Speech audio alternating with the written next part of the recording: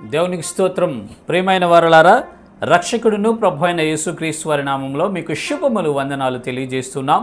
దేవుడు మిమ్మలను, మీ బిడ్డలను, మీ కుటుంబములను దీవించి ఆశీర్వదించునుగాక. ఆమెన్. God bless you. దేవునికి స్తోత్రం. హల్లెలూయా. ప్రియమైన దేవుని పిల్లలారా, ఈ లోకంలో ఉన్నటువంటి మనుషులందరూ దేవుని బిడ్డలేనండి. దేవుడు తన స్వహస్తాలతో మనలను తయారు చేసి ఉన్నాడు. ఆయన రూపము చొప్పున, ఆయన పోలికలో మనల్ని నిర్మించి ఆయన కృప మనకు చూపిస్తూ ఉన్నాడు. అయితే దేవుడు కొంతమంది మనుషులను కొన్ని పనుల కొరకు ఆయన ఏర్పాటు చేసుకొని అభిషేకించి ఆయన జనాంగముగా, ఆయన యొక్క ప్రతిష్ఠితులుగా ఆయన ఎన్నుకున్నట్లు మనము గమనించగలము.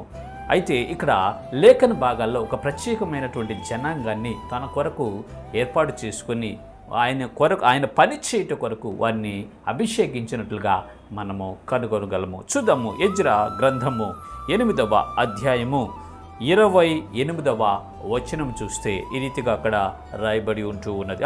వారి చేతికి అప్పగించి, మీరు యెహోవాకు ప్రతిష్ఠించబడిన వారు. దేవునికి స్తోత్రం. హల్లెలూయా. ప్రియమైన దేవుని పిల్లలారా, ఇశ్రాయేలు ప్రజల్లో ఒక గోత్రం వారు ఉన్నారండి.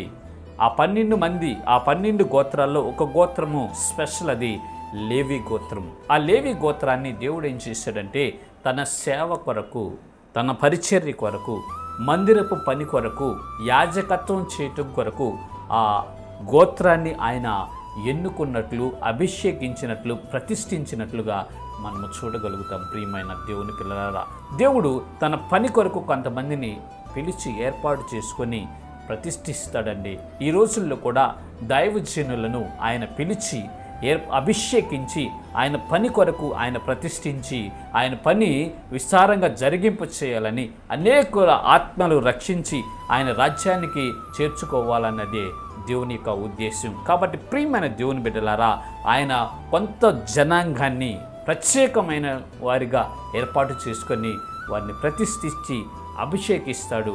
వారి యొక్క ప్రార్థనల వైపు ఆయన చెవి ఉంటుంది.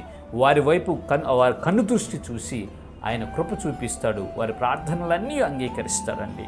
ప్రజల పక్షాన వారు దేవుని వద్ద విజ్ఞాపన చేస్తారు. ప్రజల యొక్క సమస్యలను, ప్రజల యొక్క అవసరములన్నీ దేవునికి విజ్ఞాపన చేసి దేవుని ద్వారా వారికి సహాయం పంపిస్తూ ఉంటారు. కాబట్టి వారు ప్రతిష్ఠించబడిన వారు. కాబట్టి దేవుని కృప, దేవుని యొక్క కాపుదల నిత్యము వారి మీద ఉంటుంది. కాబట్టి ప్రియమైన దేవుని బిడ్డలారా, అలాగ ప్రతిష్ఠించబడిన వారిని మనము కూడా గౌరవిస్తూ వారి యొక్క మార్గంలో, అంటే యథార్థమైన మార్గంలో వారు నడిచినప్పుడు ఆ మార్గంలో మనం అనుసరించి నడుచుకుందాము.